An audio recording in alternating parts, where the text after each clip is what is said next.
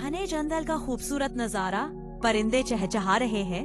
लाल रंग का शेर एक पत्थर पर बैठा हुआ है, गुरूर से जंगल को देख रहा है। शेर धारता है, सारे जानवर डर के भाग जाते। हाथी, हिरन, खरगोश और बंदर डरे जा रहे हैं। बंदर सोच में है, कहता है मुझे कुछ करना होगा। अगली सुबह बंदर दरख्त से नीचे झांकता है और शेर को आवाज देता है। शेर ऊपर देखकर कहता है, क्या बात है छोटे बंदर?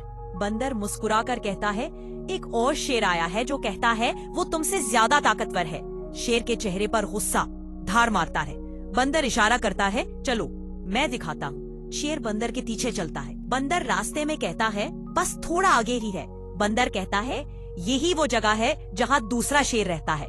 शेर पानी में देखता है, अपनी परछाई नजर आती है। शेर गुस्से से कहता है, ये मेरा मुकाबला करेगा। शेर धाड़ कर तालाब में छलांग लगाता है।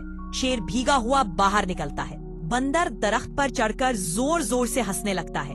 शेर शर्मिंदा होकर खामोशी से जंगल की तरफ वापस जाता है। जंगल के जानवर खुशी से जश्न मनाते हैं। बंदर कहता है, अकल हमेशा ताकत से जीतती है।